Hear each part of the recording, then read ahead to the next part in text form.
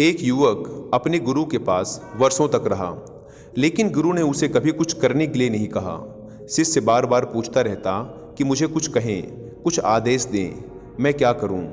लेकिन गुरु हमेशा यही कहते, मुझे देखो, मैं जो करता हूं वैसा करो, मैं जो नहीं करता वह मत करो, इसे ही अपनी सीख समझो। लेकिन उसने कहा, इससे मेरे कुछ समझ में नहीं आता, मुझे कहीं और भेज दें। जैन परंपरा में ऐसा होता है कि अगर शिष्य मांग करता है कि उसे ज्ञान की प्राप्ति के लिए कहीं और भेजें, तो गुरु को ऐसा करना पड़ता है। तो गुरु ने कहा, ठीक है, यहाँ से कुछ मील दूर एक सराय है, वहाँ जाके तू 24 घंटे ठहर, वह सराय का मालिक तुझे बहुत कुछ सिखा देगा। उस शिष्य ने अपने गुरु को प्रणाम किया और वहाँ से चल पड़ा। रास्ते भर वह यह सोचता रहा कि जब इतने बड़े गुरु के पास आकर ज्ञान प्राप्त नहीं हुआ, तो भला वह सराय का मालिक मुझे क्या सिखा देगा? आखिर है तो धर्मशाला का रखवाला ही ना। वह बस बेमन सा चला जा रहा था। वह जब उस सराय के पास पहुंचा, तो उस सराय के मालिक की शकल सूरत देखकर उसका दिमाग खराब हो गया। उसने सोचा कि भला यह मुझे क्या सिखाएगा। लेकिन क्या, 24 घंटे तो रुकना ही था, गुरु का आदेश था। साथ ही गुरु ने यह भी कहा था कि देखते रहना, क्योंकि वह धर्मशाला का मालिक शायद कुछ कहे ना, मगर देखते रहना, गौर से जांचते रहना। इसलिए शिष्य उसे ध्यान से देखता रहा। उसने देखा कि वह दिन भर धूल झाड़ता रहा। धर्मशाला में कोई आया, कोई गया, कभी नया कमरा साफ करता, कभी कोई पुराना कमरा साफ करता। बस वह दिन भर धूल ही झाड़ता रहा। शाम को बर्तन साफ करता रहा। रात 11-12 बजे तक वह देखता रहा कि वह सराय का मालिक बस बर्तन ही साफ करता रहा। वह बर्तन साफ करता करता ही सो गया।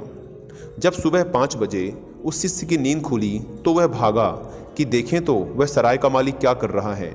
उसने जाके देखा तो वह फिर से बर्तन ही साफ कर रहा था।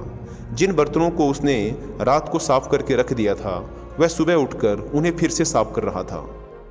यह सब देखकर उस शिष्य से रहा नहीं गया।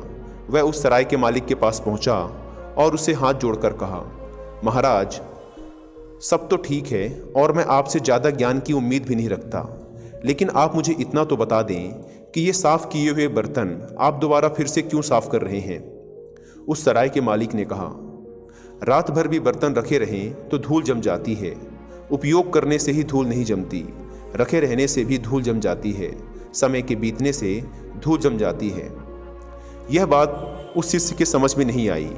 वह गुस्से में अपने आश्रम वापस लौट गया और गुरु के पास जाकर चिल्लाते हुए बोला, आपने मुझे कहाँ भेज दिया था?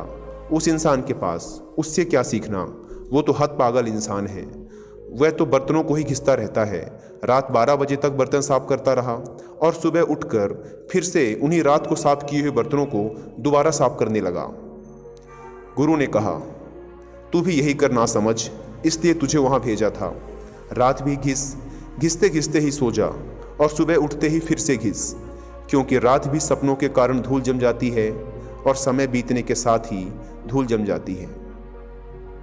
दोस्तों, इस कहानी में जिन मास्टर अपने शिष्य को सिखाना चाहते थे कि समय बीतने के साथ हमारे दिमाग में नकारात्मक विचारों, हीन भावना, हिंसा, क्रोध आदि की धूल जम जाती है।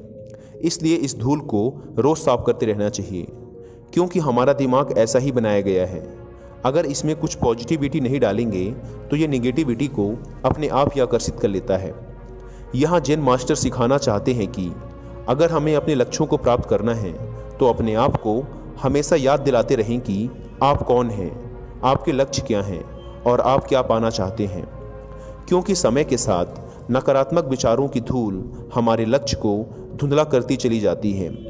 इसलिए यदि लाइफ में कुछ भी अचीव करना है तो एक अचीवर की तरह, एक विजेता की तरह हमेशा खुद को याद दिलाते रहें कि आप कौन हैं, आपकी मंजिल क्या है। इसलिए जिन गुरु ने शिष्य से कहा, तू भी अपने मन को लगातार साफ कर, दिन भी साफ कर और रात भी साफ कर। साफ करते करते सो जा और उठने के बाद भी साफ कर, अगर तुझे असल में ज्ञान और शांति प्राप्त करनी है तो।